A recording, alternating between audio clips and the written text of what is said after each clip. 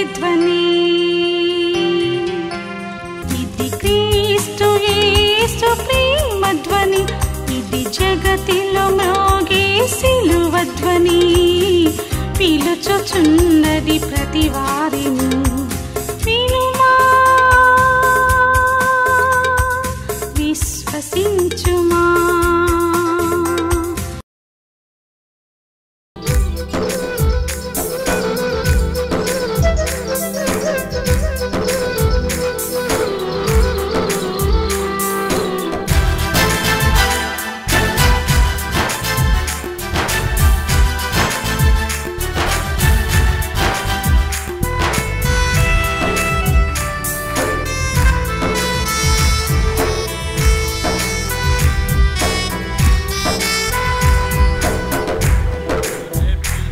గొర్రెపిల్ల వివాహోత్సవ సమయము వచ్చెను రండి. గొర్రెపిల్ల వివాహోత్సవ సమయము వచ్చెను రండి.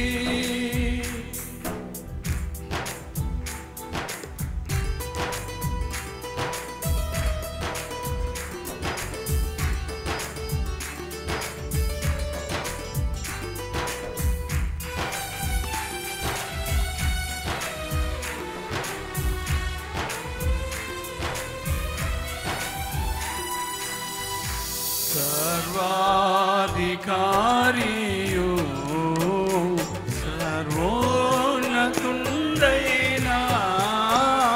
సర్వాధికారియు సర్వోన్నతుండైనా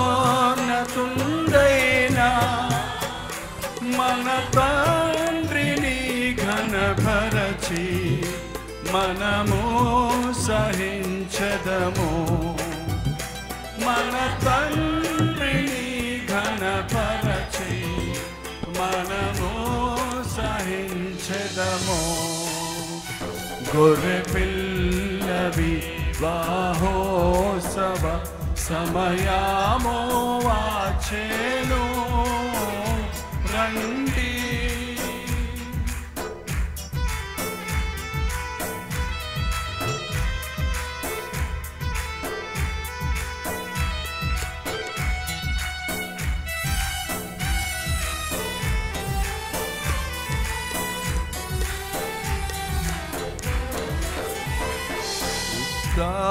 పడెను వధువు సుప్రాకాశము గల, సిద్ధ పడెను వధువు సుప్రాకాశము గల. నిర్మల వస్త్రములతో నాలంకరించుకొని,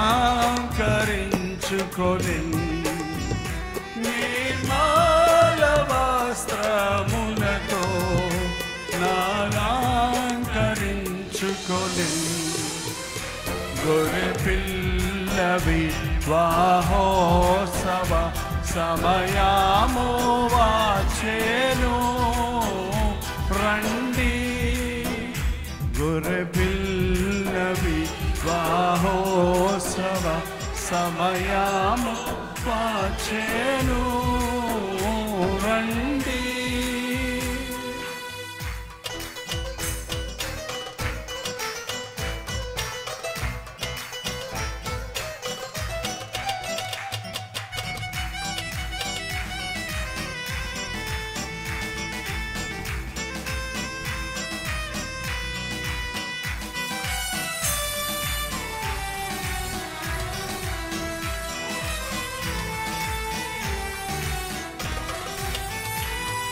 పరిశుద్ధుల నీతి క్రియలే అవస్త్రములు, పరిశుద్ధుల నీతి క్రియలే అవస్త్రములు.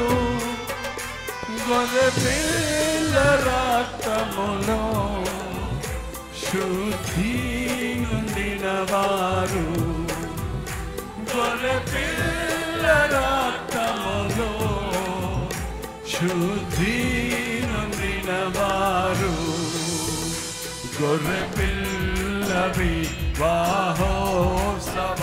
సమయము వచ్చెను రండి గొర్రె పిల్ల వివాహోత్సవ సమయము వచ్చెను రండి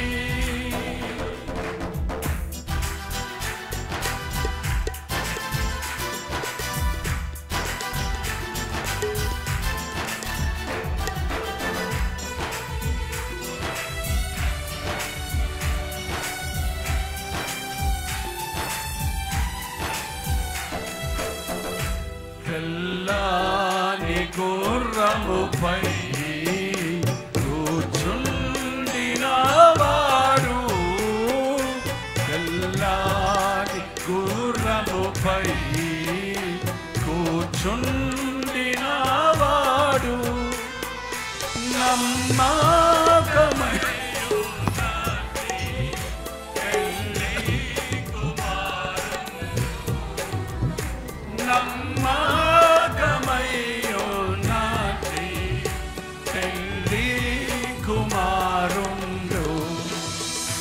గొర్రె పిల్ల వివాహోత్సవ సమయము వచ్చెను రండి గొర్రె పిల్ల వివాహోత్సవ సమయము వచ్చెను రండి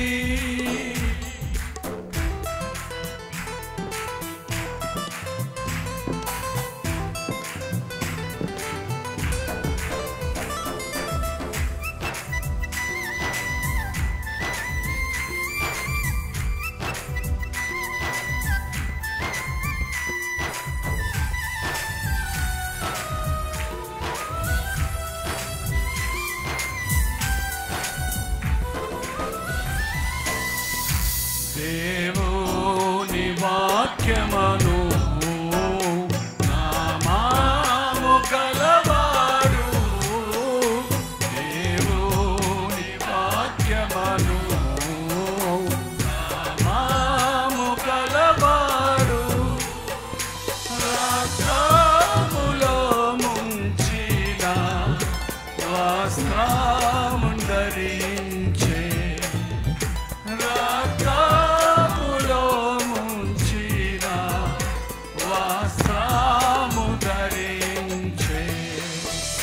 గొర్రె పిల్ల వివాహోత్సవ సమయము వచ్చెను రండి గొర్రె పిల్ల వివాహోత్సవ సమయము వచ్చెను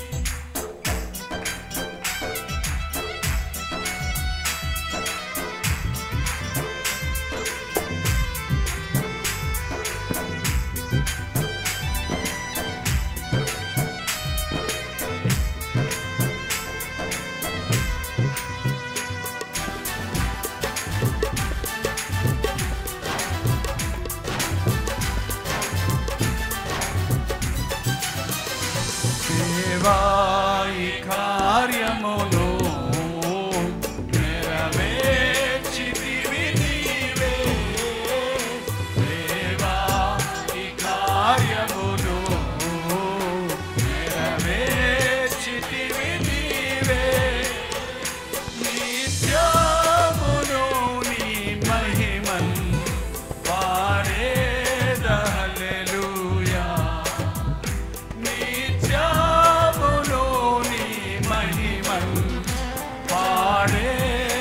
హల్లెలూయా అందరూ గొర్రె పిల్ల వివాహోత్సవ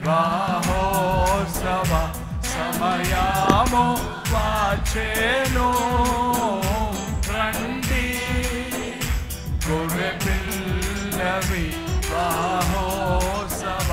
సమయము వచ్చెను రండి దేవా కార్యమును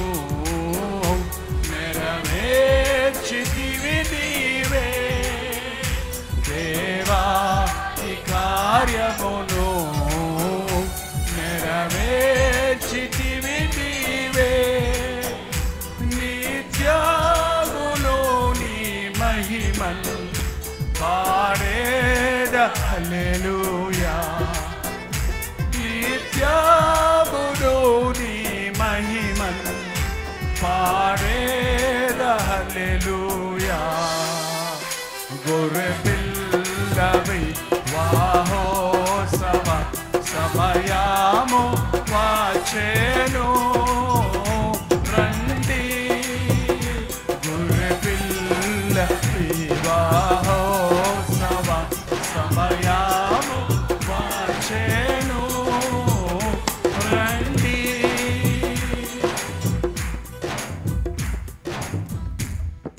అపోస్తల కార్యాలు 18వ అధ్యాయం. అటు తరువాత పౌలు ఏథెన్స్ నుండి బయలుదేరి కొరింథీనకు వచ్చి పొంతు వంశీయుడైన అకుల అను ఒక యూదుని అతని భార్య అయిన ప్రిస్కిల్లాను కనుగొని వారి వద్దకు వెళ్ళెను. ఇక్కడ ఇద్దరు భార్యాభర్తలు పేర్లు కూడా రాసి పెట్టారు. అకుల, ప్రిస్కిల్లా. అకుల, ప్రిస్కిల్లా. అకుల ప్రిస్కిల్లలో ఎక్కడ చూసినా అలాగే మెన్షన్ చేయబడింది. ఒకసారి చూడండి, కొరింథీయులకు రాసిన మొదటి పత్రిక, కొరింథీయులు రాసిన మొదటి పత్రిక 16:19. ఆసియాలోని సంఘముల వారు మీకు వందనములు చెప్తున్నారు. అకుల ప్రిస్కిల్లాను వారును వారి ఇంటనున్న సంఘమును. వాళ్ళ ఇంట్లో సంఘం ఎప్పుడు వచ్చింది? ఓ వెరీ గుడ్. రోమేలు రాసిన పత్రిక 16:3. నా జత పని వారైన ప్రిస్కిల్లాకును అకులాకును. లేడీస్ ఫస్ట్ వచ్చేసారు. పేరు కొంచెం మారింది. భర్తతో పోటీపడి సేవ చేసిందన్నమాట. ఏంటంటే ఆయనకంటే ఎక్కువ పరిచర్యలో పాలు బాగా వస్తురాలైంది. Very good. తిమోతికి రాసిన 2వ పత్రిక 4:19. ప్రిస్కాకును అకులాకును ఓనేసిము ఇంటి వారికి. ప్రిస్కా అది మాత్రం చదవండి. ఇది కట్ ముద్దు పేరు అయిపోయింది. పేరు కట్ అయిపోయింది, కొంచెం ఇంకా డీర్ అయిపోయింది అన్నమాట. ఇంకా లాంగ్ నేమ్ కాదు, షార్ట్ నేమ్ అయిపోయిందా. ప్రిస్కాకును అకులాకును నా ఓనేసిము ఇంటి వారికి నా వందనాలు. ఇక్కడ ఈ అకుల ప్రిస్కిల్లాలు, ప్రిస్కిల్లా అనే పేరుని బట్టి చూస్తే ఈమె యూదురాలు కాదు. స్పష్టంగా రాయబడి ఉంది, అతడు యూదుడు. పొంతు వంశీయుడైన అకుల అను ఒక యూదుని అతని భార్య అయిన ప్రిస్కిల్లాను కనుగొనెను. యూదులందరూ రోమా విడిచి వెళ్ళిపోవాలని క్లౌదియా చక్రవర్తి ఆజ్ఞాపించినందున వారు ఇటలీ నుండి కొత్తగా కొరింథీకి వచ్చారు. ఇటలీలో ఉండేవారు వీళ్ళు. ఇటలీ ఉందని తెలుసా ఇప్పుడు కూడా మీకు? ఓకే. ఇటలీలో ఉండేవాళ్ళు ఎవరు? ఇప్పుడు కాదు, మెయిన్ ఎవరు వాళ్ళు? రోమన్స్. రోమన్ ప్రభుత్వం ఉండేది అప్పుడు. రోమన్స్ ఉండేవారు. ఒకవేళ ఈమె రోమీరాలే అయి ఉంటుంది, కానీ యూదులు ఎవరు ఉండకూడదు ఇటలీలో. వీళ్ళు వీళ్ళు యూదులు ఎప్పుడు యూదులు ద్వేషిస్తారు. ఎందుకంటే వీళ్ళు చాలా చురుకైన వాళ్ళు, తెలివైన వాళ్ళు. చూడండి, ఆ రోజు ఐగుప్తు రాజు ఈ హెబ్రీయులు చాలా బలం కలిగిన వారు. వీళ్ళు పెరిగిపోతున్నారు, వీరు ఎక్కువైపోతే మనల్ని అణిచేస్తారు. కాబట్టి పుట్టిన ప్రతి మగబిడ్డనో పురుట్లోనే చంపేయమని ఆ కొత్త రాజు ఆజ్ఞించాడు. ఎప్పుడూ కూడా యూదులు అనగానే వారు దేవుని చేత ఆశీర్వదించబడిన వారు, దేవుని చేత ఏర్పాటు చేయబడిన వారు. సో ఆ ఇటలీ రాజుకి ఒక ఇది వచ్చి, ఇక్కడ ఎవడో ఉండకూడదు, ఈ సిటిజన్స్ ఉండకూడదు, యూదులు ఉండకూడదు, అందరినీ పొమ్మన్నప్పుడు వాళ్ళు అక్కడి నుంచి కొరింథీకి వచ్చేసాడు. వచ్చేసినప్పుడు తన భార్యను బట్టి భర్త సిటిజన్షిప్ మారుతుందా, భర్తను బట్టి భార్య ఇంటి పేరు మారుతుందా? సిటిజన్షిప్ అంటే ఇప్పుడు ఏమో అట్లా కన్ఫ్యూజ్, అన్నీ మారిపోతున్నాయి, చట్టాలు మారిపోతున్నాయి ఇప్పుడు. సాధారణంగా ఇంతకుముందు మన తెలుగు వారిలో ఇంటి పేరు ఉంటుంది, పెళ్ళి అయిన తర్వాత మన ఇంటికి వచ్చిన అమ్మాయి ఇంటి పేరు కూడా ఏమైపోద్ది? మీ ఇప్పుడు ఎవరింటి నుంచి పెట్టుకోవచ్చు అంట, ఎందుకంటే ఎప్పుడు విడాకులు ఇచ్చుకుంటారో తెలియదు అంట కదా. అందుకే ఎందుకు వచ్చిన గొడవలే అని ముందే వాళ్ళు పెట్టుకోవటం. ఇది శాశ్వతమైన పెళ్ళి కాదు కదా. కాబట్టి మన ఇంటి పేరు మనకుంటే ఎప్పటికైనా మనకు సురక్షితం. అది విడిపోయిన తర్వాత కూడా ఆ ఇంటి పేరుతోటే నేను బతుకుతుంటే నేను ఫలానా వాళ్ళ భార్యని ఊరందరికీ మరి అది కాబోను. ఇంకోటి ఏంటంటే తమిళనాడులో ఇంటి పేరు లేదు ఎక్కువగా. ఇక్కడ తండ్రి పేరు మారిపోతూనే ఉంటుంది ప్రతిసారి. ఏంటంటే మా మనవరాలికి చెన్నైలోనే పుట్టారు వాళ్ళు. కాబట్టి ఒక మనవరాలికి బర్త్ సర్టిఫికేట్ తీసుకునేటప్పుడు మా ఇంటి పేరు పెట్టకుండా మా తండ్రి పేరు పెట్టాడు. పెడితే అక్కడ ఆధార్ కార్డు ఇచ్చే దగ్గరికి వెళ్ళినప్పుడు ఇది చల్లదు అంటారు, ఈ అమ్మాయి మీ అమ్మాయి కాదంటారు. ఏంటంటే అక్కడ నరాల సెట్ అని పెట్టారు వీళ్ళిద్దరికీ, ఈమెకు పెట్టలేదు. కాబట్టి ఇక్కడ మైకల్ పాల్ అని పెట్టారు. ఓర నాయన బాబు, ఇది తమిళనాడు పద్ధతి, అది ఆంధ్ర పద్ధతి, ఇది అక్కడ అప్లై చేశారు. కాబట్టి ఇప్పుడు ఏదో చేసుకున్నారులేండి. ఇంటి పేరు పెట్టుకొని మనకేదో పాట ఉంది, మా ఇంటి పేరు వేరు, మన ఇంటి పేరే వేరు, మన ఇల్లే వేరు. అసలు మన గమ్మత్తు తోక, కుండు తోక అన్నారు. ఈ కుండు తోక ఏంటి? తోక గడ్డం వాళ్ళ మీరు అందరు కొట్టాయి గడ్డాలు.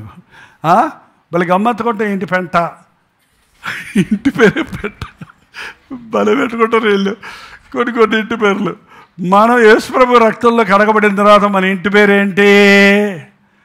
Hour citizenship is in heaven. మనకు కులాలు జాతులు ఇంటి పేర్లు అక్కర్లే, దేశంలో ఉన్నాం కాబట్టి కొన్నిసార్లు తప్పదు అలాంటివి చేయటం, కానీ మన మనసులో మాత్రం అది లేదు. ప్రిస్కిల్లా అసలు రోమన్ సిటిజన్షిప్ ఉండాలంటే, ఇప్పుడు అమెరికన్ సిటిజన్షిప్ ఉండాలని తిప్పలు పడతారు చూడండి కొన్ని దేశాల్లో.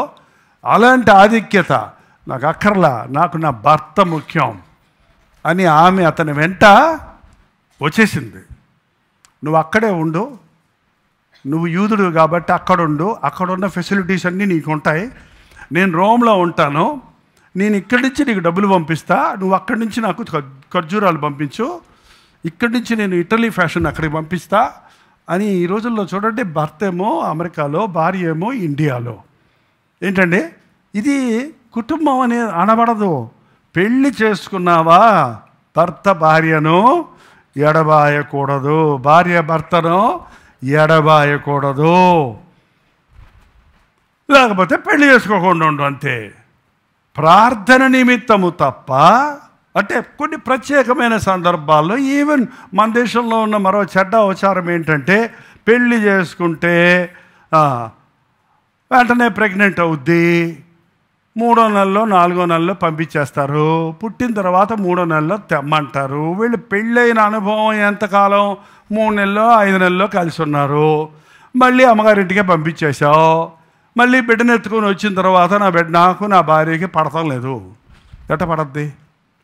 ఆల్రెడీ ఆ అమ్మాయి అన్ని సంవత్సరాలు వాళ్ళ ఇంట్లో పెరిగి వచ్చింది, మళ్ళీ నువ్వు అక్కడికే పంపించావు.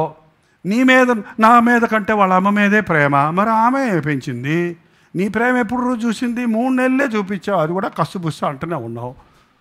నీకు అర్థం కాలేదు, ఇంకా నీ భార్యను నువ్వు అర్థం చేసుకోవాలా, నీ భర్త నువ్వు అర్థం చేసుకోవాలా. కాబట్టి అంతలో సమస్యలు వచ్చేస్తున్నాయి. అది ఎక్కడ ఉందంటే పుట్టింటికి పంపించమని యోసేపుకు తెలిసిందంట మరియ గర్భవతి అయినా అని. సరేనమ్మా, బిడ్డను కనిన తర్వాత వచ్చి తీసుకెళ్తానులే అన్నాడా? భార్యను వెంటనే దేవుడు చెప్పినప్పుడు చేర్చుకున్నాడు. నిండు చూలాలిని గాడిద మీద ఎక్కించుకొని మంత్రసానిలాగా ఇంటింట తిరిగి స్థలం దొరక్కపోతే సత్రాన్ని తీసుకెళ్ళి బిడ్డను కన్నిన తర్వాత అక్కడ పక్కన్న ముసలమ్మలో ఎవరి సహాయమో తీసుకొని బిడ్డను తాను పసిబిడ్డను పెట్టుకొని ఇద్దరు అర్ధరాత్రులు దేవుడు చెప్పినట్లు ఇక్కడి నుంచి అక్కడికి పో, అక్కడి నుంచి ఎక్కడికి పో అని చెప్తే దేవుడు చెప్పినట్టు చేశాడండి. దేవుడు ఇద్దరిని, మరియను యోసేపును జతపరిచారంటే ఆ ఇంటిలో నుంచి రక్షకుడు బయటికి రావాలని. దేవుడు నిన్ను మరొకరితో జతపరిచారంటే మీ ఇద్దరిలో నుండి దేవుడు తన ప్రణాళికలన్నీ కుటుంబంగా నీ బిడ్డల్లో నుంచి దేవుడు తన ఆశించిన కార్యాలు జరిగినట్లు చెయ్యాలని. జకరయ్య ఎలిజబెత్కు బిడ్డలు లేరు, వృద్ధులైపోయారు. ఇద్దరు ధర్మశాస్త్ర ప్రకారం మంచివాళ్లే, భక్తి కలిగిన వాళ్ళే, బిడ్డలు లేరు. ఇదిగో నీకు బిడ్డని ఇస్తున్నాను అన్నాడు. ఎందుకు ఇచ్చాడు బిడ్డని? ఎందుకు ఇచ్చాడు? ఎలిజబెత్ జకరయ్యల కుమారుడు పేరేంటండి? బాప్తిసమిచ్చే యోహాను. దేవుని మార్గం సిద్ధపరచడానికి 30 ఏళ్ళే జీవించాడండి ఆయన. 30 సంవత్సరాలే జీవించాడు. పాపాన్ని ఖండించాడు. ఇదిగో ప్రభువు మార్గము, నాకు నా విమోచకుడు రానై ఉన్నాడు, మారు మనసు పొందండి అని ప్రకటించాడు. పాపాన్ని ఖండించాడు, రాజుల్ని ఖండించాడు. శిరస్సు ఎగిరిపోయినా పర్వాలేదు కానీ నిక్కచ్చైన సేవ చేసి తన పని ముగించి ప్రభువుకు పని అప్పగించి వెళ్ళిపోయినట్లు 6 నెలలు తేడా యేసు ప్రభుకి యోహానికి. 6 నెలలే సేవ చేశాడు ఆయన. ఏం సేవరాడు ఆయన? ఎందుకు 60 ఏళ్ళు చేసి సేవ? కొన్నిసార్లు అలాగే అనిపిస్తుంది, నాకు ఏం చేసాం 50 ఏళ్ళ నుంచి సేవ? ఏం చేస్తున్నాం? 3.5 సంవత్సరాలే చేశాడు యేసు ప్రభు సేవ. కానీ ఈ రోజున వరకు ఆ సేవా ప్రభావం ప్రపంచంలో రగులుకుంటూనే ఉంది.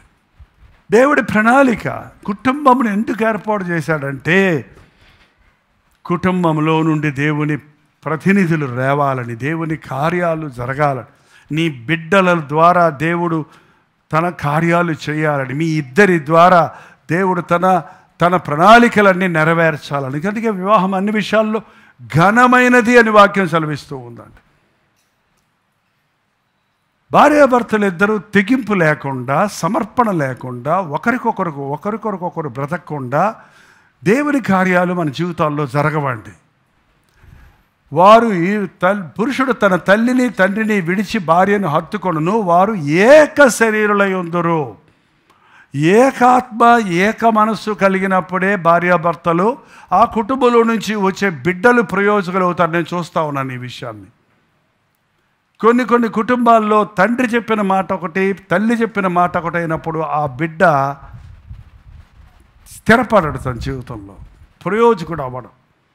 ఊరికి గారం చేస్తారు తల్లులు, ఊరిగా తిడుతుంటారు తండ్రులు. ఈ రెండూ తప్పే. It should be balanced. ఇద్దరు ఏది చేసినా తల్లిదండ్రులు నీ బిడ్డ విషయమై నీవు నీ భార్యను బిడ్డ ఎదురుగుండా నువ్వు గద్దిస్తే, నువ్వు తిడితే ఆ బిడ్డకు చులకనైపోద్ది తల్లి. నీ బిడ్డ ముందు నీ భర్తను దూషిస్తే ఆ బిడ్డకు తండ్రి అంటే గౌరవం ఉండదు, ఇంకా లోపడ్డావు.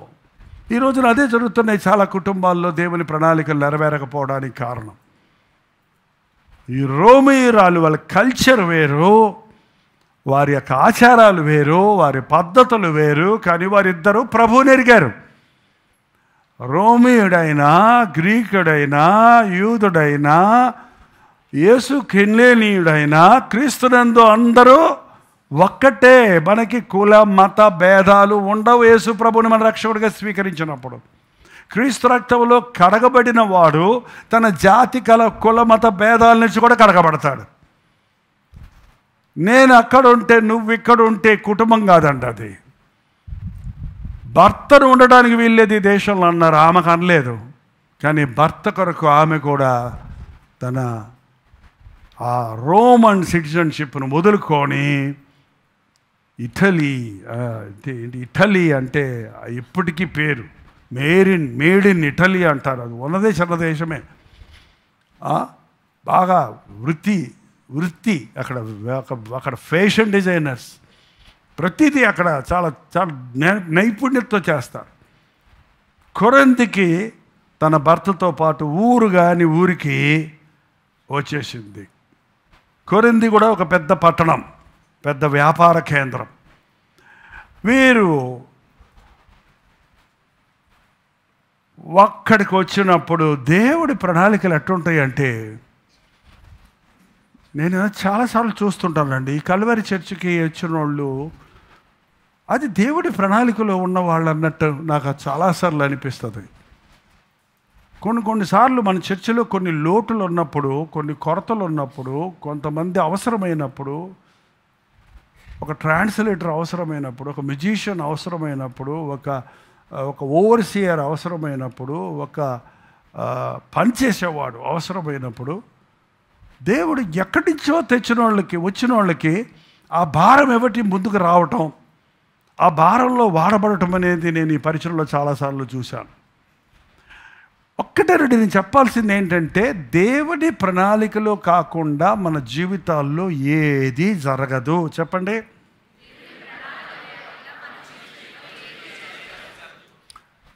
పెళ్లి విషయంలో కూడా దేవుణ్ణి అడిగితే అదే జరుగుతుంది. చర్చి విషయంలో కూడా ఏ చర్చికి వెళ్ళాలి నేను? ఇప్పుడు చాయిస్ వచ్చింది మనుషులకి. ఇప్పుడు మనుషులకి ఒక్కొక్క ఊరిలో ఎన్ని చర్చిలు ఉన్న మూలాన ఏ చర్చికి వెళ్ళాలి నేను? మా నాన్నగారు కాకినాడలో రక్షించబడి, లోతుగా నామకార్థ స్థితి నుంచి తప్పించబడి, లోతైన మారు మనసు పొంది, చక్కగా కాకినాడలో ఫెలోషిప్లో భక్తిలో ఎదుగుతున్న సమయంలో తక్కువ ఆయనకు ట్రాన్స్ఫర్ వచ్చింది ఇంజనీరింగ్ నెల్లూరుకి ట్రాన్స్ఫర్ వచ్చినప్పుడు, అంతకుముందు అలాగే నామకార్థ చర్చ్ ఒకప్పుడు రక్షించబడ్డాడు ఆయన ఇంజనీరింగ్ కాలేజీలో చెన్నైలో ఉన్నప్పుడు యవనస్తుడుగా. కానీ ఆ తర్వాత సంఘం లేక, సహవాసం లేక బళ్ళారికి వెళ్ళిపోయినప్పుడు లోకంలోకి ఫుల్గా మారిపోయాడు. 20 years అసలే పేరుకు మాత్రం ప్రభు నమ్ముకున్నామని చెప్పేవాళ్లే కానీ రక్షణ విషయం కానీ మారుమనసు కానీ ఇదేమీ లేదు. ఎక్కడికన్నా సంఘాన్ని పిలిస్తే ఇంజనీర్ గారు వచ్చారు ప్రార్థన చేస్తారంటే ప్రార్థన చేసేవాడు, సిగరెట్ తాగేవాడు, అప్పుడు ప్రార్థన చేసేవాడంట. కాబట్టి ఎట్లాంటి ఇప్పుడు మళ్ళీ నా పరిస్థితి ఏ చర్చికి పెడితే ఆ చర్చికి వెళ్ళిపోతే అట్ట అయిపోద్దేమో, నన్ను ఏ చర్చికి వెళ్ళమంటావు అని అడిగితే అడుగుతూ వెళ్తున్నాడట. కొన్ని చర్చిలకు వెళ్ళి చూస్తే అక్కడ పద్ధతులు చూసినప్పుడు భయం వేసిందంట ఆయనకి. ప్రభా, అక్కడికి పోతే నేను వాక్యం లేదు అక్కడ,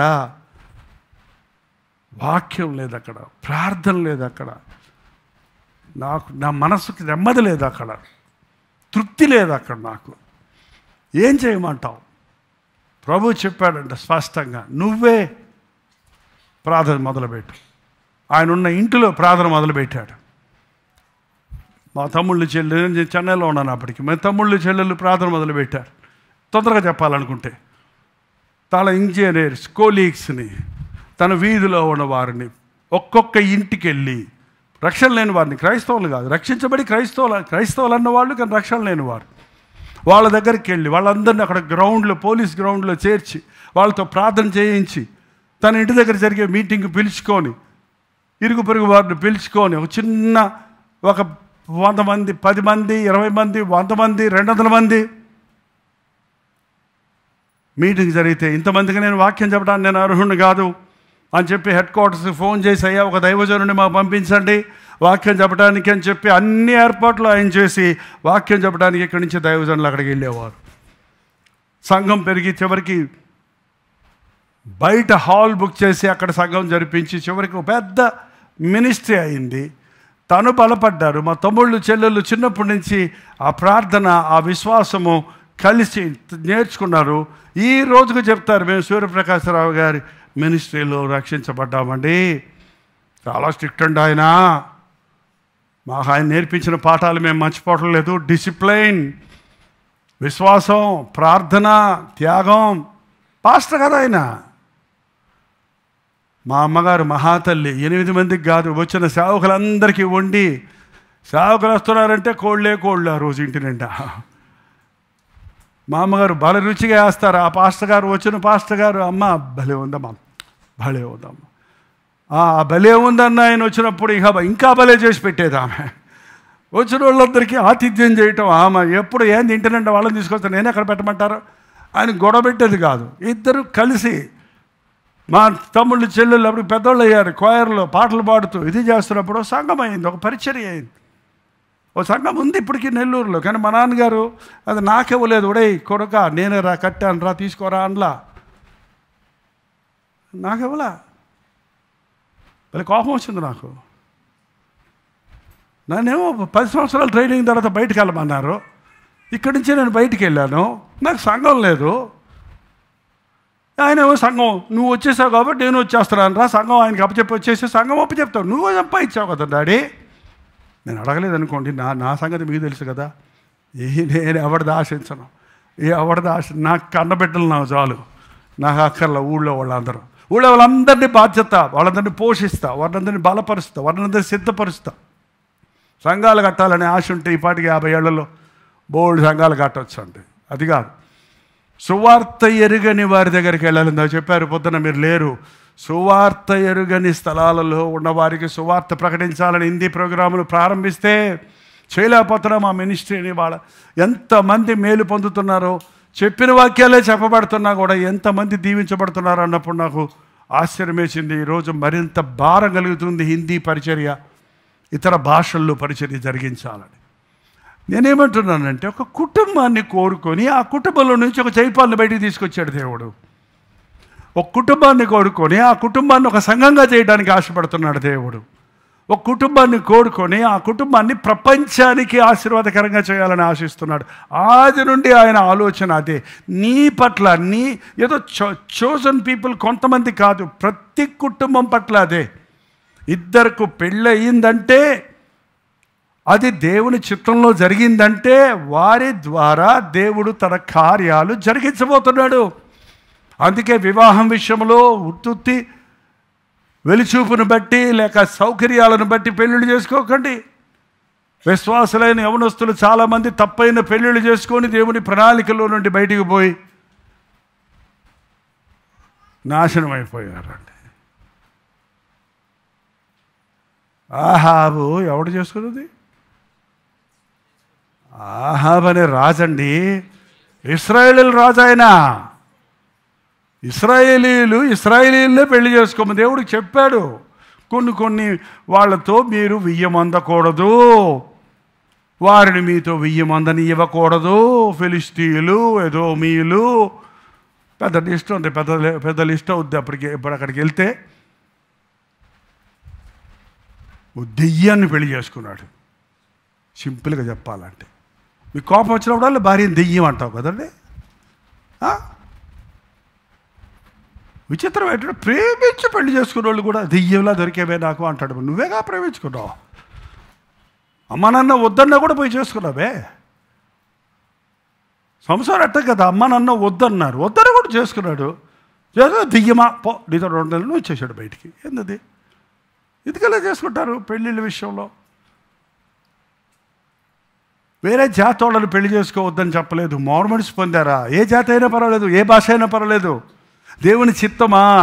ఒక తెలుగోడు తమిళోడిని చేసుకుంటే తప్పేం లేదు, ఒక తమిళామ తెలుగుని చేసుకుంటే తప్పే. కానీ విశ్వాస, రక్షించబడ్డ వ్యక్తి, దేవుని చిత్తమా? బాక్సింగ్ గారి ఫెలోషిప్లో చాలా పెళ్ళిళ్ళు భాషలు మార్చేసి చేసేవారంట దైవజనుడు. ఎందుకు? ఈ కుటుంబంలో నుంచి వచ్చేవాళ్ళు 2 భాషలకి, 3 భాషలకి, 3 దేశాలకు, 3 రాష్ట్రాలకు ఆశీర్వాదకరంగా ఉంటారు. అది దేవుడి ప్రణాళిక. దేవుని చిత్తం మెరుగు చేసేవాడట. ఆయన చేసిన పెళ్ళిళ్ళు ఒక్కటి కూడా విఫలమవలేదంట. అన్ని పెళ్ళిళ్ళకి ఆయన ఖచ్చితంగా ఉండేవాడంట. ఆయన ఉండేటట్టు డేట్ ఇచ్చినప్పుడే పెళ్లి చేసేవాడంట. ఆయన ఈ సంవత్సరం నాకు కుదరదంటే వచ్చే సంవత్సరం వరకు వాళ్ళ పెళ్ళి కనిపెట్టేవాడంట. చివరికి ముసలోడు అయిపోయిన తర్వాత కూడా, నడవలేని పరిస్థితుల్లో కూడా మోసుకెళ్ళి కూర్చోబెట్టి పెళ్లిలో కూర్చోబెట్టేవాడంట. దేవుడు ఒకసారి చెప్పాడంట, నువ్వు కాదయ్యా పెళ్లి పెద్దవే, నిన్ను దేవుళ్ళ చేసేసారు వాళ్ళు, నువ్వు అలా ఉండొద్దు. చివరిలో తను ఒప్పుకున్నాడంట కొన్ని విషయాలు. నన్ను ప్రజలు దేవుడిగా ఆరాధించినప్పుడు నేను అడ్డగించలేకపోయాను. అది అక్కర్లేదండి. దేవుని సన్నిధి మనకు కావాలి. కానీ దైవజనుల యొక్క ప్రేరేపణ, ప్రార్థన, సిద్ధపాటు, నాట్ ఒక దైవజనుడు సిద్ధపాటు కాదు. నీ తల్లిదండ్రులు ప్రార్థించి చెప్పారా విశ్వాసులై? సంఘానికి తెలియపరిచి సంఘ ప్రార్థన కోరావా నీ వివాహం ముందు? పెళ్ళైన తర్వాత మాత్రం అందరి ముందు నడిపించమంటారు. పెళ్ళికి ముందు దేవుని చిత్తం తెలుసుకుంటున్నారా? పెళ్ళి సింపుల్ కాదు, 3 నాళ్ళ ముచ్చట కాదు, 100 ఏళ్ల పంట అంటారు మన భారతదేశంలో. కానీ పెళ్ళి అనేది దేవుని ప్రణాళిక అంటాను నేనైతే. దేవుని ప్రణాళికలో జరిగిన వివాహాలు ప్రయోజనకరంగా ఉంటాయి, ఫలిస్తాయి. అకుల ప్రిస్కిల్లాలు గ్రీకు వాడు, యూదులు. కానీ వీరికి వివాహం దేవుని చిత్తంలో జరిగింది కాబట్టి, వారు రక్షించబడ్డారు కాబట్టి, వారి మనసులు ఏకమైపోయి ఎవ్వరూ విడదీయజాలని బంధంగా అకుల ప్రిస్కిల్లా అని పేర్లు, భార్యాభర్తల పేర్లన్నీ మోగుతున్నాయి. సాధారణంగా పాత నిబంధనలో భర్త పేరు భార్య పేరుతో కలపరు. మీరు మత్తయి సువార్త 1వ అధ్యాయం చూస్తే అబ్రహాము ఇస్సాకును గనెను. ఆ సారా ఏమైంది పాపం? ఇస్సాకు యాకోబుని గనెను. ఆ రెబెకా ఏమైంది పాపం? యాకోబు యోదాని కానీ మరి యాకోబు భార్య పేరు ఏమైంది? లేవు. కానీ కొత్త నిబంధన వచ్చేటప్పటికి యేసయ్య రక్తంలో స్త్రీ అని, పురుషుడని, హెబ్రీయుడని, గ్రీకుడని, హెన్లీయుడని వ్యత్యాసం లేదు. ప్రతి ఒక్కరిని దేవుడు వాడుకోవాలనుకుంటున్నాడు. కొత్త నిబంధనలో ఉన్న కుటుంబాలు విడదీయదని మరి యోసేపు మరియలు, మరియు యోసేపులు, అది ఒక పేరు మారుమోగింది. ఎలిజబెత్ జకరయ్యలు పేరు మారుమోగింది. ముఖ్యంగా అకుల ప్రిస్కిల్లలు కొత్త నిబంధన, ఇక్కడ అపోస్తలుల కార్యములు అకుల ప్రిస్కిల్లలు ఇద్దరు కొరింథీకి వచ్చారు. వారికి ఒక మంచి సహవాసం దొరికింది. పౌలు వంటి దైవజనుడి సహవాసం దొరికిందండి. You must be grateful.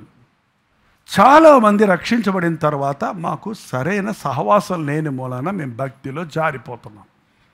మన చర్చిలో బాగా బలపడి వాడబడిన వారు కొన్ని స్థలాలకు వెళ్ళిన తర్వాత సరైన సంఘాలు, సరైన వాక్యం, సరైన నడిపింపు, సరైన ప్రార్థన లేక చాలామంది భక్తులు దిగజారిపోయారండి. ఫుల్గా న్యూట్రల్ అయిపోయారు, మామూలు అయిపోయారు. నొప్పి ఉంటేనేనండి, అగ్ని ఉంటేనే అక్కడ ఉద్యోగం ఉంటుంది. అగ్ని ఆరిపోతే అక్కడ చల్లబడిపోయిన స్థితిలో ఫ్రిడ్జ్లో ఏముంటుంది చెప్పండి? ఫ్రిడ్జ్లో ఏదైనా బతికుంటుందా? ఏంటంటే ఫ్రీజ్ అయిపోయి ఉంటుంది అంతే. ఎక్కడున్నావో అక్కడ ఉంటుంది, ఎట్టా పెట్టావో అట్లాగా ఉంటుంది అంతే, గడ్డగట్టేసి అంతే. పేరుకు బ్రతుకుచున్నామని, పేరు జీవించుచున్నామని పేరున్నది కానీ నీవు మృతుడవే. చాలామంది క్రైస్తవులు అంతే, ఒక ఆచారంతో ఉంటారు అంతే. కానీ దేవుని ప్రణాళిక అకుల ప్రిస్కిల్లాలకి పౌలు దొరికాడు. పౌలుకి చాలా అవసరతలో ఉన్నాడు. పౌలుకు ఒక ఇల్లు లేదు, వాకిల్ లేదు, అనవసరంగా మారు మనిషి పొందాడు కదా. అంతకుముందు పౌలు అంటే హడల్, సౌలు వస్తున్నాడు రా అంటే గిజగిజగిజలాడే వాళ్ళు అందరూ. ఇప్పుడు సౌలు వస్తున్నాడంటే కొర్రాలు తీసుకుంటున్నాడు, రాళ్ళు తీసుకుంటున్నారు, కొడుతున్నారు, దుమ్ముగా మీద పడుతున్నారు. హాని చేసినప్పుడు అందరూ భయపడ్డారు. మేలు చేస్తానికి వస్తే అందరూ ద్వేషిస్తున్నారు. ఆ పక్కన గంపలో పెట్టి కిందకి దింపి ఒక ఊరిలో నుంచి ఆయన పడ్డ తిప్పలో ఒక సీక్వెన్స్ పెట్టుకొని చూస్తే ఒక సువార్త పెట్టడం, తన్నులు తిని తరం పట్టడం, ఇంకో చోటకి వెళ్తాం తన్నులు తినటానికే వెళ్తున్నట్టు ఉంది. కనీసం మనం ఇప్పుడు ఊర్లకి వెళ్తుంటే, మీటింగులకి వెళ్తుంటే కనీసం మనకి వందనాలు చెప్పేవాళ్ళన్నా ఉండారు. పౌలుకి ఒక అవసరత ఉంది. పౌలుకి భార్య ఏమైంది మరి? విడాకులు ఇచ్చేసాడా?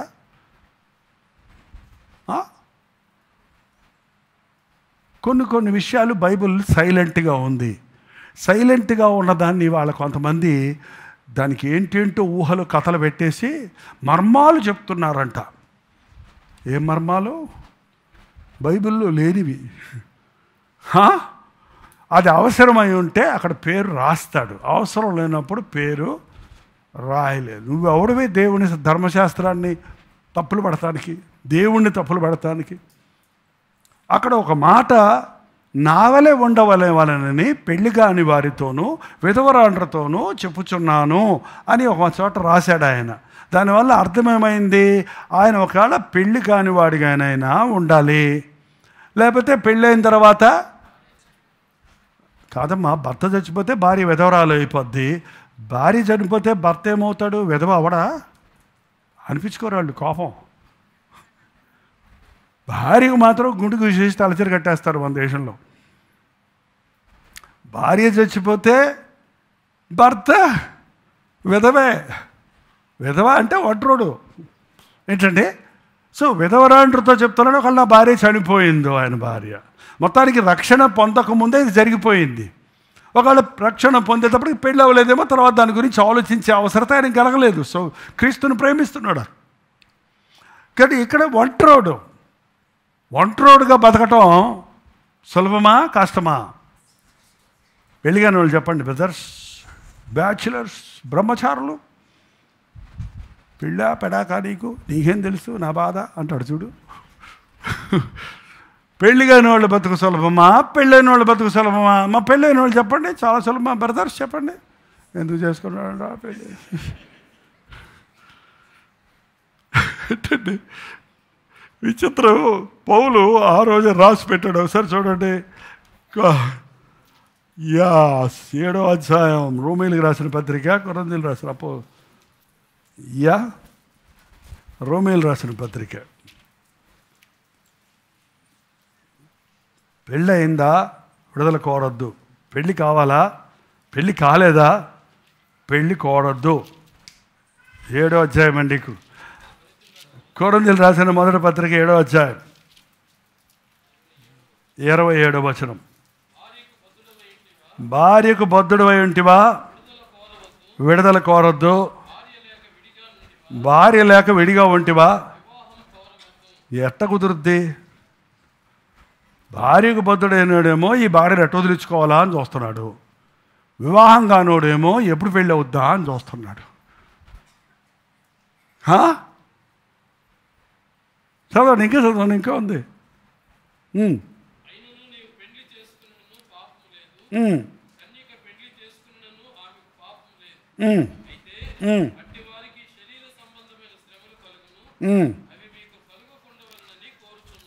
అది శరీర సమస్యలు ఉంటాయి. మరి ముందే చెప్పండి పెళ్లి చేసుకునే వాళ్ళకి, హాయిగా ఉంటుందమ్మా అని చెప్పి పంపించకండి అమ్మా.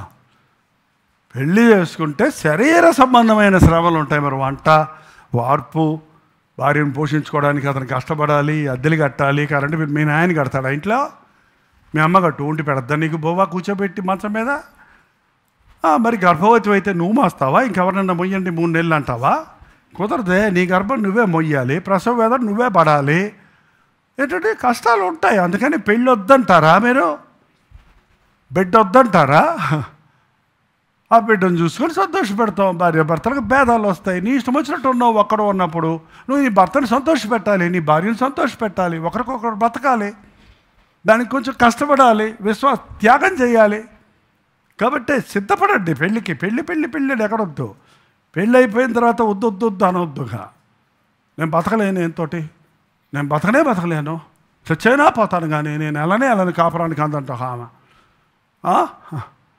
పెళ్ళికి ముందు చేయండి. పెళ్ళి అయిన తర్వాత ఈ సమస్యలన్నీ దేవుని దగ్గర తీసుకెళ్ళండి. మీ అమ్మ దగ్గరికి, వాళ్ళమ్మ దగ్గరికి తీసుకెళ్తే, కోర్టుల దగ్గర తీసుకెళ్తే నవ్వులు పాలవటమే కాదు, ఉన్నదంతా ఊడిసి మీ ఫీజులు కడతానికి అయిపోద్ది. బ్యాంకులు, కోర్టులో తిరగటానికి ఎంత వాయిదాలు వేస్తారో కావాలంటే తెలుసా? వాయిదా వెళ్ళినప్పుడల్లా డబ్బు కట్టాలంట.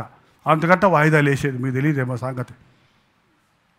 ఒక విషయం చెప్పడానికి మళ్ళీ వాయిదా, మళ్ళీ ఇలా ఊరు నుంచి ఇక్కడికి రావాలి. ఆ ఇంటోళ్ళు ఈ ఇంటోళ్ళు అందరూ హోటళ్ళు తీసుకోవాలి, ట్రావెల్ చేసి రావాలి. వెళ్ళాక వచ్చిన తర్వాత చెప్పేది అంటే, ఇది మూలంగా తేలింది ఏంటంటే, మీ పెళ్ళి మీ కోర్టు వాయిదా నెక్స్ట్ మంత్ 11వ తారీఖు రండి. అది ఆదివారం వచ్చినా శనివారం వచ్చినా తిరగాల్సిందే. యేసయ్య చుట్టూ తిరగండిరా నాయన అంటే కోర్టుల చుట్టూ తిరుగుతారు ఎందుకు? ఆయన న్యాయాధిపతి కాదా? నీ పక్షంలో నీ భర్తతో పోరాడడా?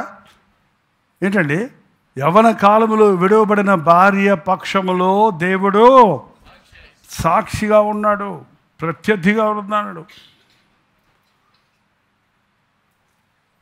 జాగ్రత్త, తొందరపడి పెళ్లి చేసుకోకండి. పెళ్ళి దేవుని చిత్తంలో చేసుకోండి. పెళ్ళి అయిన తర్వాత సమస్యలున్నా, కష్టాలున్నా ఒకరికొరకొకరు బ్రతకడం నేర్చుకుంటే, ఒకరికొరకొకరు వదిలిపెడతాం నేర్చుకుంటే, ప్రేమ పెళ్ళిలో ముఖ్యమైనది. ప్రేమని లింక్. ప్రేమ అన్నిటినీ సహిస్తుంది, ఓర్చుకుంటుంది, తాళుకుంటుంది. కనుక నీ ప్రేమను బట్టి నీ భర్తను, నీ ప్రార్థనను బట్టి, నీ విశ్వాసమును బట్టి నీ భార్యను సంపాదించుకోవచ్చు అని కూడా ఆ అధ్యాయం పూర్తిగా చదవండి ఇంటికి వెళ్ళి. మనకి ఇప్పుడు అక్కడ టైం లేదు కనుక అకుల ప్రిస్కిల్లాలకు ఒక విశ్వాసంలో బలపడడానికి ఒక అవకాశం కావాల్సి వచ్చింది. పౌలుకి ఒక సహకారి కావాల్సి వచ్చింది, ఒక షెల్టర్ కావాల్సి వచ్చింది. పౌలు వారి దగ్గర చేరాడు. చదవండి ఇప్పుడు అక్కడ వచ్చేయండి. 6వ అధ్యాయం 2వ వచనం. యూదులందరూ రోమ విడిచి అయిపోయింది. 3వ వచనం. వారు వృత్తికి డేరాలు కుట్టువారు, పౌలు అదే వృత్తి గలవాడు గనుక వారితో కాపురముండెను. వారి కలిసి పని చేయుచుండిరి. ఓరగా తినకూడదు. ఎవరింటికన్నా వెళ్తే ఎవరింటికన్నా వెళ్తే తింటే అంట్లు దోవు కనీసం. అంతేగా విందుకు అని వెళ్ళి కూర్చొని కూర్చొని మాకు కొంచెం చాలా చేపలు తెచ్చిపెట్టరా, చేపల కూర వండవా, బ్రదరు టీ కావాలి, కాఫీ. మా బ్రదర్కి నువ్వు చేస్తావే ఫ్రెంచ్ ఫ్రైస్ అంటే చాలా ఇష్టం, ఆ ఇంట్లో చేసిన ఇష్టం ఉండదు, కొంచెం బయటికి వెళ్ళి తెచ్చిపెట్టవా, నువ్వు తెచ్చుకోవచ్చు కదా. ఒకటండి, ఎవని భారములు వాడు భరించాలి. ఒకరి భారాలు ఒకరు భరించమని వాక్యం చెబుతుంది. కానీ ఎవని భారమో, పౌలు యొక్క దైవజనుడు ఏం మనిషి అండి బాబు. ఈ మనిషి దగ్గర నేర్చుకున్నాను నేను. ఎప్పటికీ నాకు వండి పెట్టండి అంటే బోల్డ్ మంది ఉన్నారు వండి పెడతానికి. అక్కర్లా, ఇంకొకళ్ళకి మనం బాధ పెట్టకూడదు. తింటున్నామా, తిన్నదానికి ఏదన్నా పని చెయ్యాలి. వాళ్ళే దారాలు కుట్టుకొని ఊరు వదిలిపెట్టి వచ్చారు. ఇంటది కట్టుకోవాలి కదా వాళ్ళు, దీంట్లోనే ఉండుంటారు వాళ్ళు బతకటమే కష్టం. మళ్ళీ వాళ్ళ దగ్గర ఏనెళ్ళు కూర్చొని తింటేట. కాబట్టి ఏం చేశాడు ఈయన కూడా, నాకు వచ్చు, నేను కూడా, నువ్వు ఆ పక్క నుంచి కుట్టుకురా, నేను ఈ పక్క నుంచి నేను పాస్టర్ని, నేను కొట్టను, నేను పని చెయ్యను, నేను ఇట్టా ఆశీర్వదిస్తాను. అందుకే ఇట్టా అయిపోతున్నారు జనం. చేతులు ఇట్టు రావు, ఇట్టు వస్తాయి. వాళ్ళకి టేబులే అక్కర్లేదు. కొంతమందికి పొట్టే చాలు టేబుల్ లాగా. పని చేయాలండి, పని చెయ్యి. ఏదో ఒక వృత్తి ప్రతి పాస్టరు, ప్రతి యవనస్తుడు, ప్రతి భార్య, ప్రతి భర్త, ప్రతి వ్యక్తి పని చేయాలి. ఏదో ఒక పని, తొడవటమో, కడగటమో, వండటమో, కంప్యూటర్ పను, కుట్టే పను, కట్టే పను, ఏదో ఒక వృత్తి రావాలి. ఆర్ట్, సింగింగ్, ప్లేయింగ్, ఏదైనా ఒకటి ఎక్స్ట్రా. నీ చదువుతో పాటు ఒక్క పనిలో ప్రవీణుడు అవ్వాలి నువ్వు. ఏం పనులు వచ్చు మీకు?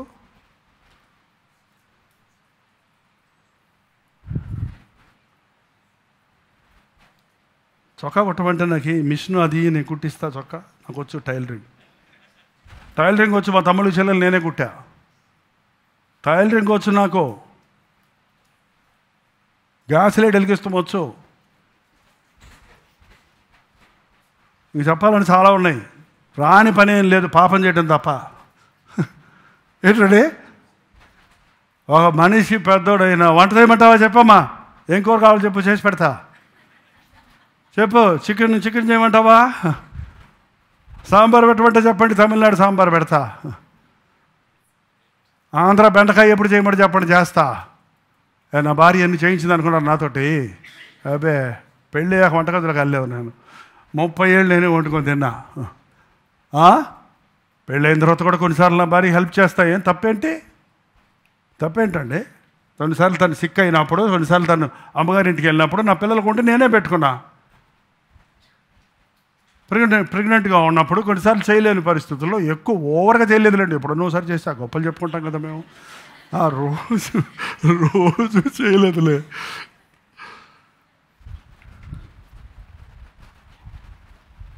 వంటగది నీట్గా ఉండకపోతే నాకు అసలు నిద్ర పట్టదు. అందరు నిద్రపోయిన తర్వాత మెదరకుండా వంటగదిలోకి వెళ్ళి అన్నీ ఎలాగుంటాయి వంటగదులు చూసుకొని వెళ్ళి మూతలన్నీ తీసేసి ఉంటాయి, జీలకర్రలా పడిపోయి ఉంటాయి, ఆడంత గందరగోళంగా అంటే అన్నీ సర్దేసి అన్నీ కడిగేసి నీట్గా పెట్టేస్తే పొద్దున్నే నా భార్య వచ్చి, ఏంటండి వంటగది ఇలా అయిపోయింది, ఎవరు చేశారు? చూస్తే చేయనవదుగా, ఉన్నప్పుడు చేయటం కుదరదు, అందుకని మెదలకుండా చేసి పెడతా. ఏంటండి, చెయ్యండి, భార్యకి హెల్ప్ చేయండి, భర్తకి హెల్ప్ చేయండి. ఈ ప్లేట్ నువ్వే కడుక్కోందంటావు భార్య ఈ మధ్య, మరీ విపరీతం. భర్త ప్లేటు భార్య కడగాలని ఎక్కడ సిద్ధాంతం లేదండి. మగవాళ్ళు కదా, మేము కడగం. ఇంట్లో కుర్రోళ్ళకి కూడా అదే అయిపోద్ది. ఆ చెల్లెళ్ళు ఉన్నారనుకో, కడగా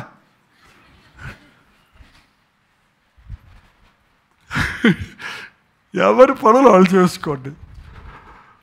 పని చేయనల్లని వాడు, తెలుసా ఆ వాక్యం? ప్రతి వాడు ఏదో ఒక పని చేసి తను తాను పోషించుకోవాలి. ప్రసంగాలు చేయటం సులభమేనండి, బుద్ధికే ప్రసంగం అవ్వాలి. ఇక్కడ కలిసి పనిచేస్తూ వాళ్ళతో కాపురం ఉన్నాడంట, వాళ్ళతో పాటే ఉన్నాడు. ముగ్గురు కలిసి ఏం చేస్తారు, వీళ్ళ మనసులు ఎట్టా కలిసాయంటే వాళ్ళిద్దరూ సేవాశక్తి కలిగిన వారు. ప్రార్థించి, పౌలు ఎవరితో పడితే వాళ్ళతో ఉండలేడు. పౌలు కావాలంటే పెద్ద పెద్ద బంగ్లాల్లో ఉండొచ్చు, గుడారంలో ఉండాల్సిన అవసరం లేదు. పౌలు వాళ్ళతో ఉన్నాడంటే వాళ్ళ మనసు పౌలు మనసుతో కలిసింది. వాళ్ళ ధ్యేయం, పౌలు ధ్యేయం ఒకటే. యేసును మేము ఎరిగాము, యేసు కొరకు జీవించాలి, యేసుక్రీస్తుని మేము నమ్ముకున్నాము, ప్రభువు మా పట్ల తన ప్రణాళికలు నెరవేర్చాలి, అనేకులకు యేసుని గురించి ప్రకటించాలి అనే భారం అకుల ప్రిస్కిల్లాలకు కూడా ఉంది. కాబట్టి పౌలు అక్కడ అమరగలిగాడు. ముగ్గురు కలిసి అతడు ప్రతి విశ్రాంతి దినమున సమాజ మందిరములలో తర్కించుచు యూదులను గ్రీసు దేశస్థులను, యూదులకేమో అకుల చెప్పాడు సాక్ష్యం, గ్రీకులకేమో ప్రిస్కిల్లా చెప్పింది. కన్విన్స్ చేయడానికి పౌలు ఉన్నాడు. ఇదిగో మీరు గ్రీకులా? మేము గ్రీకులం. అదిగో ఈ అమ్మాయి కూడా గ్రీకులే. చెప్పమ్మా, మాట్లాడమ్మా. అవును, నేను గ్రీకురాలిని, నేను అలా పిచ్చి పిచ్చి అన్నీ చేశా, గొప్ప దేవుడిని కనుగొన్నా, నా బ్రతుకులు సమాధానం వచ్చింది, నా జీవితం మారింది. ఇది సేవ అంటే. రెఫరెన్స్ చెప్పి ప్రసంగం చేయటమే సేవ అనుకుంటున్నారు. మీ సాక్ష్యాన్ని పంచటమే గొప్ప సేవ. ప్రభు చెప్పింది అదే, మీరు సర్వలోకమునకు వెళ్ళి సర్వ సృష్టికి సువార్తను ప్రకటించమన్నారు. మీరు యెరూషలేములో, యోదయలో, సమరయలో, భూదిగంతముల వరకు నాకు సాక్షులై ఉంటారు. నీ ఆఫీసులో నీ సాక్ష్యం ఉందా? నీ కాలేజీలో నీ సాక్ష్యం ఉందా? నీ బంధువుల మధ్య నువ్వు సాక్షిగా ఉన్నావా? ఇది నిజమైన క్రైస్తవ్యం. యూదులు యేసు ప్రభువుని అంగీకరించలేదు, ఇప్పటికీ అంగీకరించలేదు. యూదుల్ని కన్విన్స్ చేయడం చాలా కష్టం. కానీ తన ఆశ వీరిరువురు కలిసి ప్రతి వారం వెళ్ళి సమాజ మందిరాల్లో చేశారు. ఒక స్థాయి వచ్చేటప్పటికి ఇంకా ఎక్కువ వివరించి పడలేదు. కానీ వీరిరువురు నేను వంట చేసి పెడతాను, మీరు మాత్రం వెళ్ళండి అని చెప్పినట్టు. కానీ ఇద్దరు అకుల ప్రిస్కిల్లాలు విడజేయప్పుడు మనం 3 రిఫరెన్సెస్ చదివాం కదా. ఇంకొకటి చదవండి, 16:19 ఏమన్నాడు? కొరింథీయులకు రాసిన మొదటి పత్రిక 16:19. మన టైం అయిపోతుంది.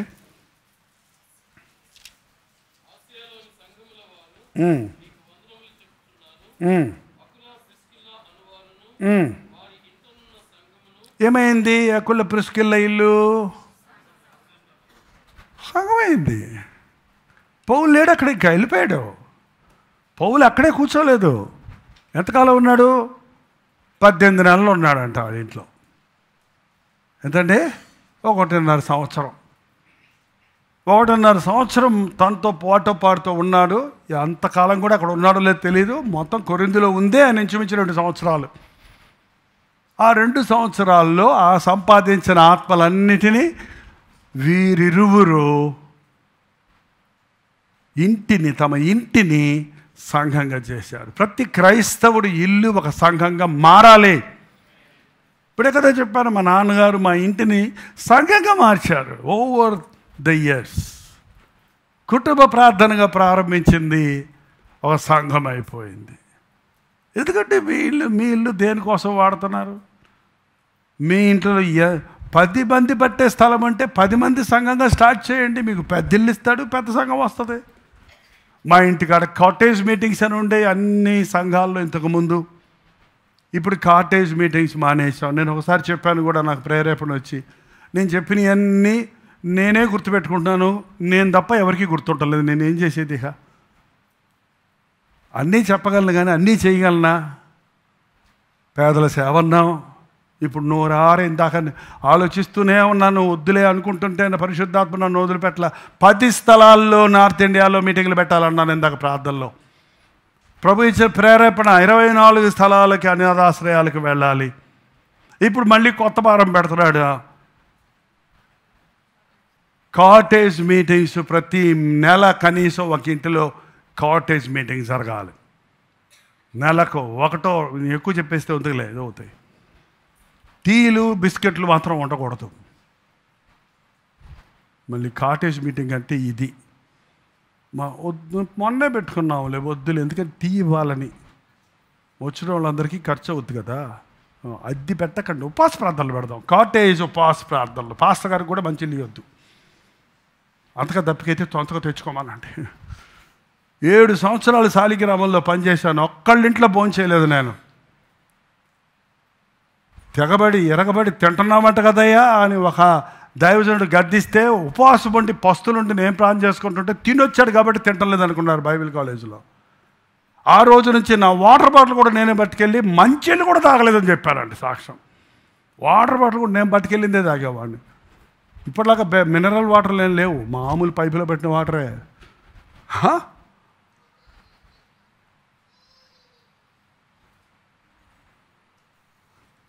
చాలా చెప్పేస్తున్నాను, ఎన్ని జరుగుతాయో. ఇంటిలో సంఘం అండి. నీ ఇల్లు దేవుని ఆలయం అవ్వాలని దేవుడు కోరుతున్నాడు. నీ ఇంటిలో దేవుని సన్నిధి ఉండాలి. నీ ఇంటిలో నలుగురు రక్షించబడితే, నీకు 2 పిల్లలు పుడితే నీకు ఎంత సంతోషమో. నీ ఇంటికి వచ్చే ఆ కాటేజ్ మీటింగ్లో, మీకు తెలుసా జార్జ్ ముల్లర్ అనే యవనస్తుడు చెడిపోతున్నప్పుడు వాళ్ళ నాన్న చాలా భక్తిపరుడు, వాడిని ఎలా సరిచేయాలా అని చెప్పి వాడు ఇంట్లో ఉంటే మాట అంటం లేదని చాలా డిసిప్లైన్డ్ కలిగిన ఒక హాస్టల్లో పెట్టి చదివిస్తుంటే హాస్టల్లో గోడలెక్కి దూకి వెళ్ళిపోయేవాడంట. ఎప్పుడు చూసినా తిడ్డాసంట ఆయనకి. ఆ ఫ్రెండ్ ఒక ఆయన మారినోడు, రే ఒక కాటేజ్ మీటింగ్ ఉంది వెళ్దాం రా అని పిలిస్తే నేను రానన్నాడంట. టీ స్నాక్స్ ఉంటాయి అంటే, అవునా అయితే వస్తానన్నాడంట. తిండోడు కదా, అంతే. 10 మందో 20 మందో ఉన్న చిన్న గదిలో మీటింగ్ జరుగుతుందండి. ఆ మీటింగ్లో ఇవ్వబడిన వర్తమానం ఆయన గుండెల్లో గుచ్చుకుంది. ఒక 18 ఏళ్ళు యవనస్తుడిగా అతడు రక్షించబడింది. చర్చిలో కాదు, ఉద్యోగ సభల్లో కాదు, ఒక ఇంటిలో జరిగిన కాటేజ్ మీటింగ్లో. ఆ రోజు అప్పటికప్పుడు మారాడు. అప్పటి నుండి 83 సంవత్సరాలు వయస్సు బతికాడు అతను. 84 జాన్ వెస్లీయా 93 సంవత్సరాలు నేను రక్షించబడ్డ రోజు నుండి ఈ రోజు వరకు నేను యేసయ్య ముఖం చూడకుండా, బైబిల్ చదవకుండా, దేవునితో మాట్లాడకుండా, ఏ మనిషితో మాట్లాడను, ఏ న్యూస్ పేపర్ ఏది కూడా నేను చదవనని సాక్ష్యం ఇచ్చిన గొప్ప దైవజనుడు అయ్యాడు. ఎక్కడ? ఓ చిన్న కాటేజ్ మీటింగ్లో. నీ ఇంటిలో అలాంటి ఒక్కడు రక్షించబడితే ప్రపంచానికి ఎంత మేలు. అలాంటి అద్భుతాలు జరిగించడానికి ఆ రోజు ఈ రోజు కూడా పరిశుద్ధాత్ముడు సిద్ధంగానే ఉన్నాడు. నువ్వు సిద్ధంగా ఉంటే. అకుల ప్రిస్కిల్లాలు తమ ఎంతగా ప్రభువుని ప్రేమించారంటే తమ ఇంటి గురించి ఆలోచించలేదు, దేవుడి రాజ్యాన్ని గురించి ఆలోచిస్తున్నారు. దైవజనుడిని చేర్చుకోవడానికి భయపడలేదు వాళ్ళు. చాలామంది దైవజనుడు ఇంటికి వస్తారంటేనే భయం, రావద్దంటారు. వచ్చి పొండి అంటారు, కావాలంటే వచ్చి దీవించి పొండి. అంతేగాని 24 అవర్స్ ఉంటే కనుక చిరాకు ఉంటుంది కొంతమందికి. సీరియల్ అయిపోతుంది, ఈయన వెళ్ళడే ఏంటండి, ఏ విశ్వాసులు అండి ఈ రోజున. తన ఇంటిలో ఉన్న సంఘానికి శుభం చెప్పు. పౌలు రక్షించిన వాళ్ళందరినీ కూడా ఆత్మల్లో పట్టే జాలర్లు చేశాడండి. విచిత్రం ఏంటంటే మన సంఘంలో కూడా వచ్చిన వాళ్ళు చాలామంది సంఘాలు కడుతున్నారు. ఇప్పుడు చాలా చోట్ల ఉన్నారు, చాలామంది ఉన్నారు. విచిత్రం ఏంటంటే నాతో టచ్లో లేరు, అంతే. పోన్లే, దేవునితో టచ్లో ఉంటే చాలు. కానీ వీళ్ళందరూ పౌలుతో టచ్లో ఉన్నాడు. పౌలు వీళ్ళని మర్చిపోలా.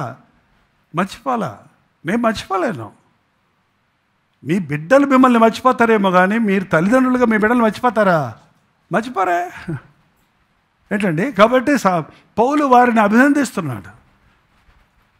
ఇంకో చోట అన్నాడు, తోటి జతపని వారు అన్నాడు ఏకంగా. చూడండి,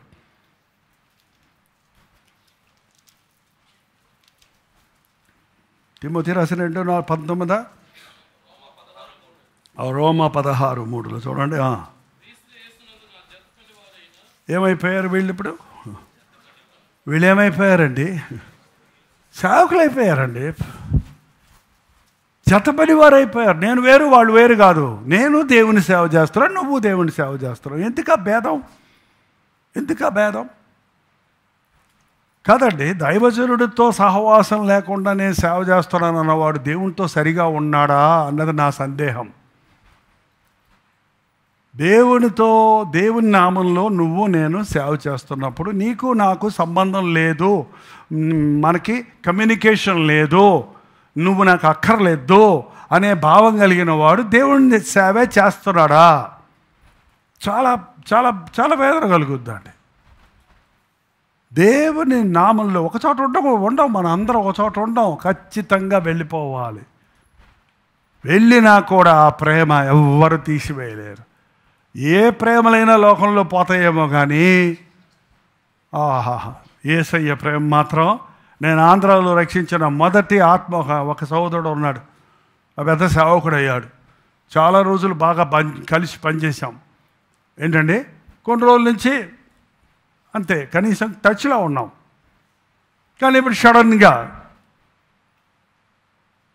అన్నయ్య మీరు వస్తారా, మా అబ్బాయిల పెళ్ళిళ్ళకి మీరే పేర్లు పెట్టారు, మీరే పెళ్లి చేయాలి. No other thought. ఇంకా వస్తారా ఏంటి, నువ్వు ఎప్పుడు పిలుస్తావా అన్నట్టు నేనున్నా. నిన్నంత ప్రేమించాను, నీ బిడ్డలనంత ప్రేమించాను, మనల్ని దేవుడు ప్రేమించాడు. దేవుని కోసం నీకు పెద్ద ప్రణాళిక ఉంది, ఆ ప్రణాళిక నెరవేరుతుంది. నీ బిడ్డల ద్వారా దేవుడు ఇంకా గొప్ప ప్రణాళికలు నెరవేరుతున్నాయి. ఎప్పుడు గుర్తుపెట్టుకోండి, మీ మీతో ఆగిపోదు దేవుని దీవెన. మీ బిడ్డల ద్వారా మీరు చెయ్యలేని దాన్ని ఆయన చేయించడానికి దేవుడు కోరుకున్నాడు. ఇప్పుడే కాదు, నీకు పెళ్లి నిర్ణయమైన రోజునే కోరుకున్నాడు. ఇప్పుడు కాదు కోరుకుంది, నువ్వు పుట్టినప్పుడే కోరుకున్నాడు నిన్ను ఎవరు పెళ్లి చేసుకోవాలని. నువ్వే చూసి చేసుకుంటున్నావు, ఆ సంసోన్ లాగా, లేకపోతే ఆహాబు లాగా.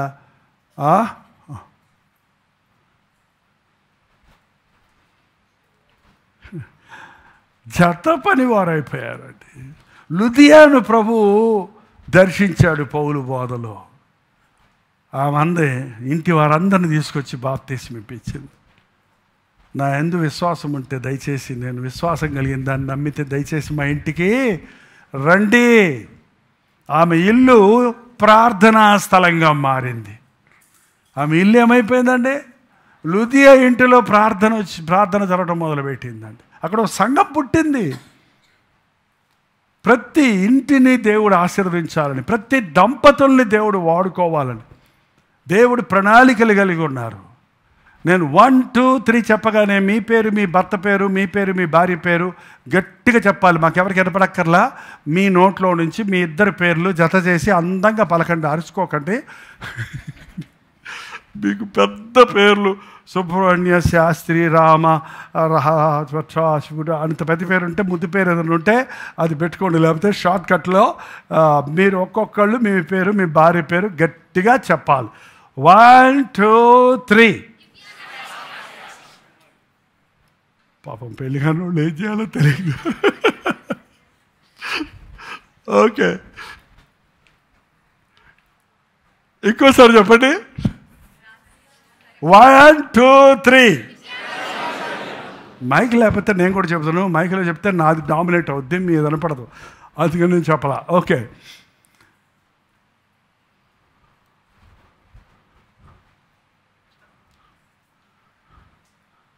పేర్లు చెప్పిన వాళ్ళందరూ భార్యాభర్తలుగా దేవుని సేవలో వాడబడాలి. ఒక్కసారి లేచి నిలబడతారా? భార్యాభర్తలు ఇద్దరు వచ్చిన వాళ్ళు మాత్రం.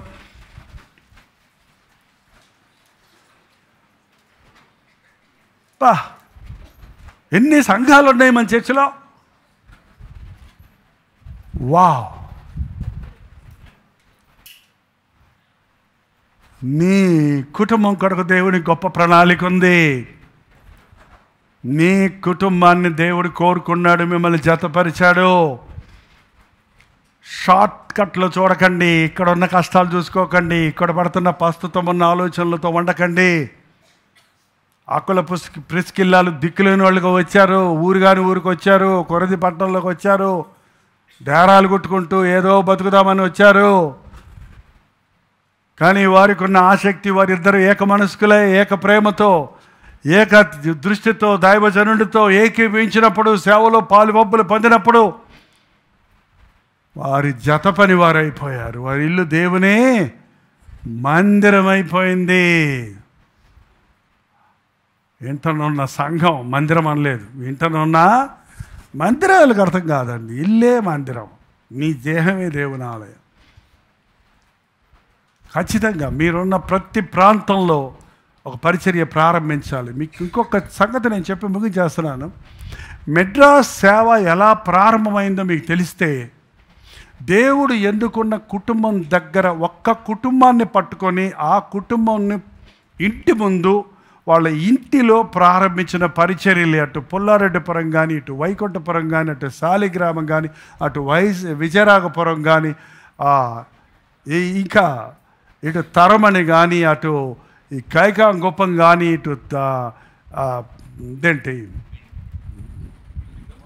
పల్లికర్ణి కానీ, ఇంకా మింట్ కానీ, ఒకటి కాదు అన్నీ చర్చిలతో ప్రారంభం లేదు, ఇంటితోనే ప్రారంభమైంది.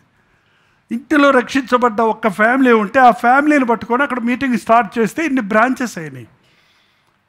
అది సేవ విస్తరింపజేయటం అంటే అది ముందు సంఘంలో ఉన్న విశ్వాసులందరూ మీరు గొడుగుల్లాగా నాటబడితే మీరు గూడుగా మారతారండి. మీరు కొత్త వారికి, మీ కొలీగ్స్కి, మీ చుట్టూ ఉన్న వాళ్ళకి, కొత్త వారికి, పక్కపక్కన ఉన్న వారికి, రకరకాల జాతులు, కులాలు, మతాలు, భేదాలు ఉన్న వారికి, అవసరతల్లో, బాధల్లో, కష్టాల్లో, కన్నీరుతో ఉన్నవారు చర్చలు ఎత్తుకొని రాలేరు వాళ్ళు. అందుకే మన గెట్ టుగెదర్లు కూడా మేము పెట్టినప్పుడు హాల్స్లో పెడుతున్నాం. పబ్లిక్ హాల్స్లో పెట్టినప్పుడు చర్చ్ బిల్డింగ్ కాదు కాబట్టి అక్కడ అన్యులు రావటానికి అభ్యంతరం పడకుండా రావటం జరుగుతుంది. మధ్యాహ్న సమయంలో పెట్టినప్పుడు చాలామంది మార్కెట్కి వచ్చి, మార్కెట్కి వంక పెట్టుకొని వచ్చి అక్కడికి వచ్చి దేవుని వాక్యం వినేవారు అండి. ఏ రీతిగానైనా కొంతని రక్షించాలి. అంత్య దినాల్లో కొత్త చట్టాలు, కొత్త ప్రభుత్వాలు, కొత్త ప్రజా సువార్తకు ఆటంకమైన దినాల్లోనికి మనం వచ్చేసాం. మన దేశంలోనే కాదు, ప్రపంచవ్యాప్తముగా ఇటువంటి పరిస్థితుల్లో దేవుడు మిమ్మల్ని, మీ కుటుంబాలను దీవించును గాక. ఒక్క అకుల ప్రిస్కిల్లాలు కాదు, కోట్ల మంది అస్కుల ప్రిస్కిల్లాల వంటి సంఘాలు, భార్యాభర్తలు, కుటుంబాలు లేపబడను గాక. అకుల ప్రిస్కిల్ల పిల్లలు ఏమయ్యారు?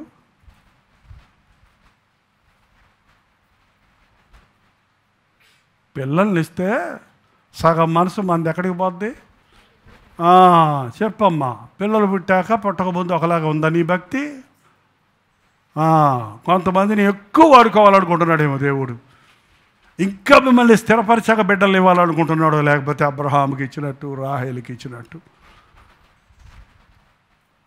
ఇద్దరు మినిమం నెంబర్ చెప్పింది దేవుడు. ఎంతమంది చాలు?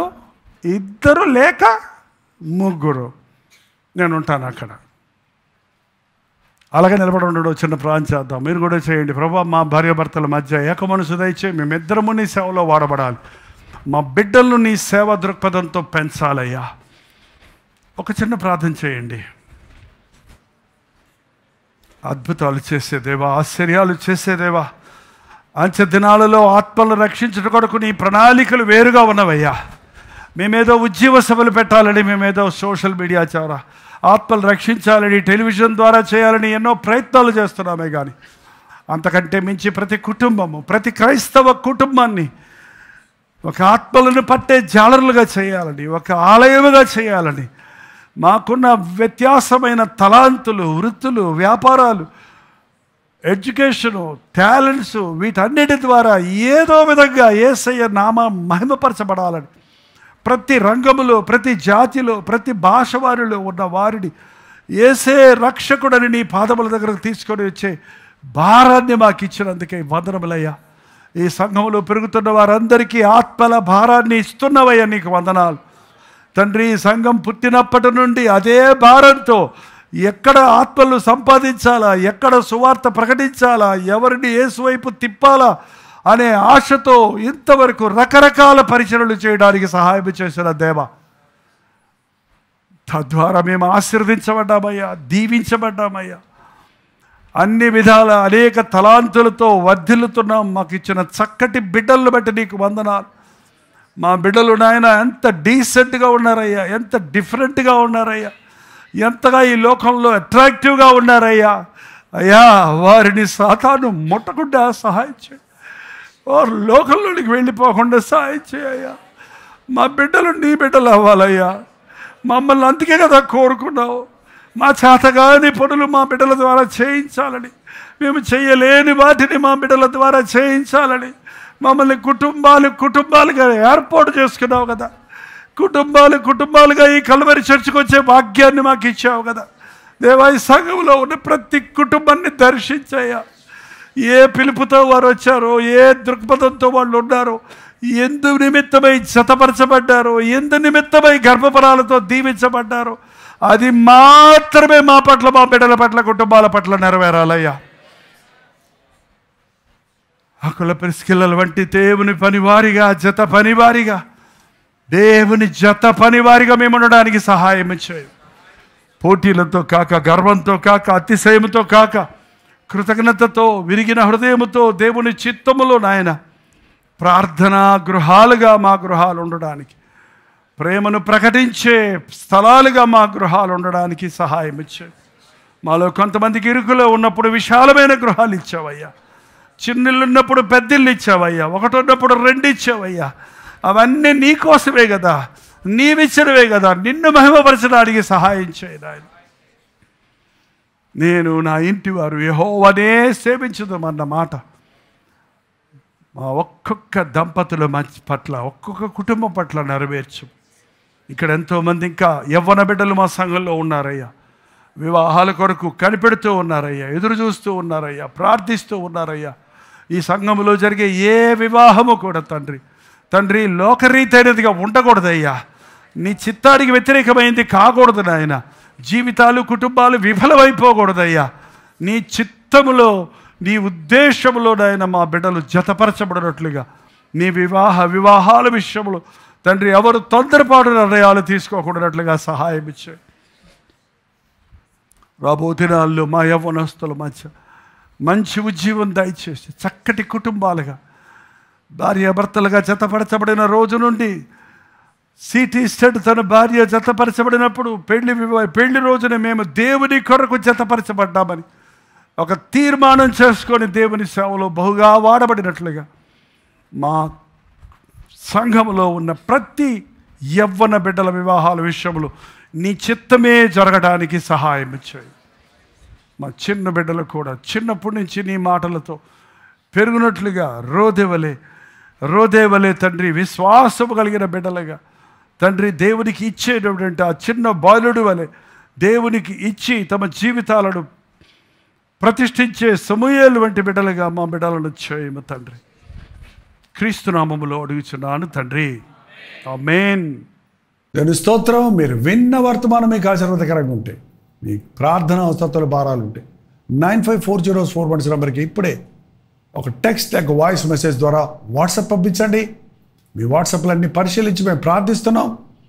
ప్రభు అద్భుతంగా మనకు జవాబులు ఇస్తున్నాం. మీరు ఇతర దేశాల్లో ఉంటే 91001008 నెంబర్కి మీ ప్రార్థన అవసరతలు పంపించాం. ఉచితమైతే రేపు ఉదయం 7 గంటలకు అనుదిన ధ్యానంలో మళ్ళీ కలుసుకుందాం. అంతవరకు దేవుని మహాకృప మీకు తోడేడు దాకా.